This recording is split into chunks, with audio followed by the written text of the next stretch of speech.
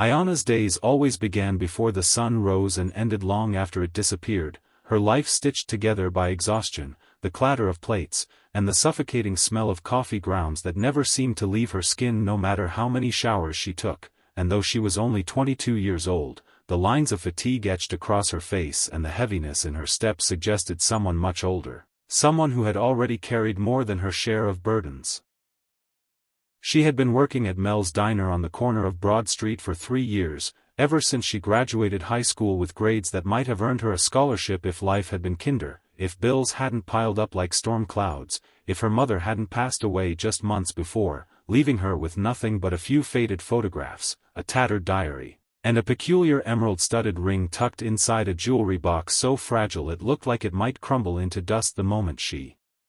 touched it. And though Ayana had always loved her mother dearly, she carried with her a gnawing ache of unanswered questions, because her mom never spoke much about her past, about the men she loved, about the wealthy family she once worked for when she was a housekeeper in the north side of the city where the rich lived behind tall iron gates, and whenever Ayana would ask about the elegant green ring that glittered brighter than anything else they owned, her mother would simply smile softly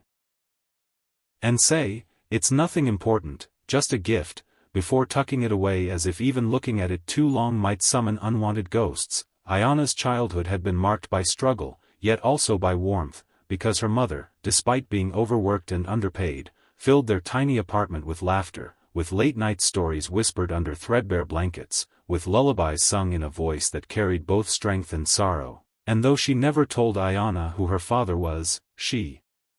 always reassured her that she was loved more than enough, that someday life would give her answers, that someday her story would make sense, but those promises dissolved when cancer stole her mother away just as Ayana turned 18, leaving her alone in a world that seemed mercilessly indifferent to her grief.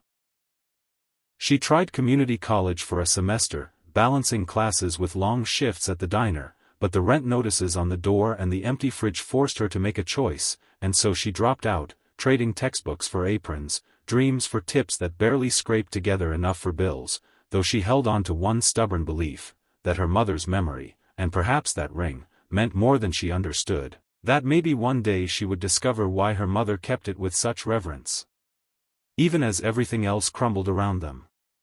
Her routine at the diner was a grind of monotony, serving truck drivers who smelled of gasoline and cigarettes, listening to tired single moms vent about their lives, tolerating teenagers who left messes and no tips, and worst of all, her manager Mr. Clark, a paunchy man with a permanent scowl and a fondness for humiliating his staff in front of customers, as if belittling others made him feel powerful.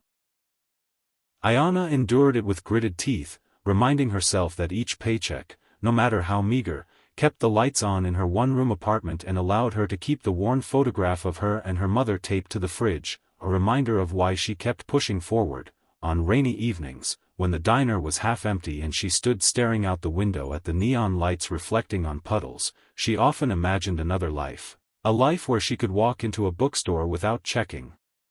her wallet first, where she could travel to places her mother once mentioned in passing, where she could buy shoes without holes in the soles. But those fantasies felt as unreachable as the stars, because the truth of her life was that she was invisible, just another nameless waitress serving eggs and coffee to people who wouldn't remember her face 5 minutes after leaving. But everything began to change on one particularly stormy evening when the wind howled like a restless beast and the rain hammered against the glass, scattering the few customers into their booths while the clock above the register ticked louder than usual, as though announcing that something significant was about to unfold. Ayana moved between tables with her usual grace, balancing a tray of mugs while her sneakers squeaked faintly on the wet linoleum floor, and just as she was setting down a refill for a weary trucker, the bell above the diner door jingled and a man walked in, a man whose presence seemed to silence even the hum of the jukebox in the corner.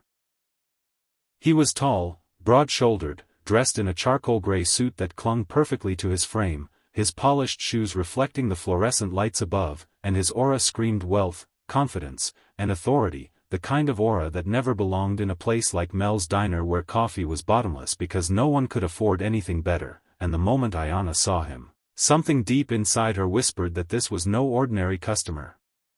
He moved with a calm precision, sliding into a booth near the window, pulling out his phone briefly before setting it aside, and when Ayana approached with her order pad, forcing a polite smile though curiosity burned inside her, he waved the menu away and asked simply for coffee, his voice deep, smooth, and commanding, the kind of voice that made people listen without realizing why.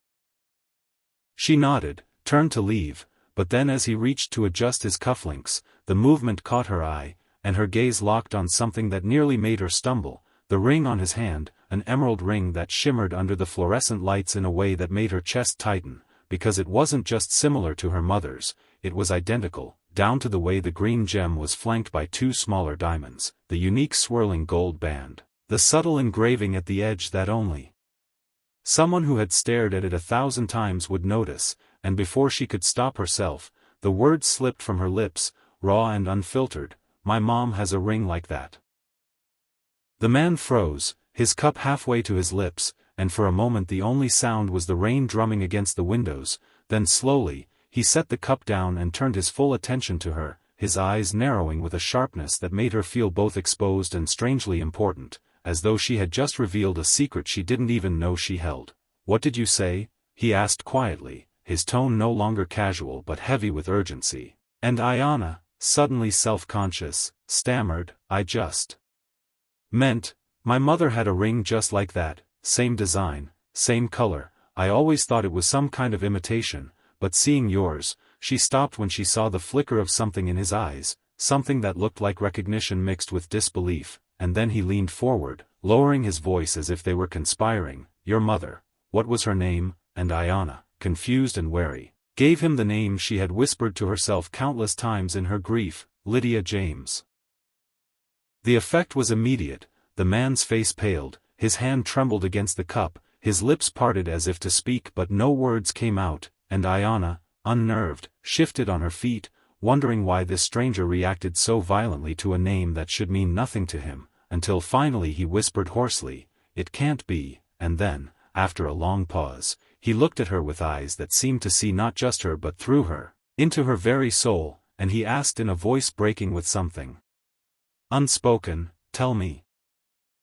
Tell me everything you know about your mother, when she worked, where she lived, anything," and though Ayana hesitated, unsure why she was indulging a stranger's sudden obsession, something about his tone, his urgency, compelled her to speak, and so she began to tell him fragments of the story she knew, about a mother who worked as a housekeeper for a wealthy family years ago, about the quiet dignity with which she carried herself, about the mysterious ring she never explained, about the way she shielded Ayana from the past as though protecting her from pain too heavy to bear, and as Ayana spoke, the man's expression shifted from disbelief to realization, from shock to anguish, until finally, tears glistened in his eyes, and he whispered words that would unravel everything Ayana thought she knew about her life. "She wasn't just a housekeeper, she was the woman I loved, the woman I was forbidden to marry, the woman taken from me, and if that ring truly belonged to her, then you." He choked, steadied himself, and finished, "You are my daughter."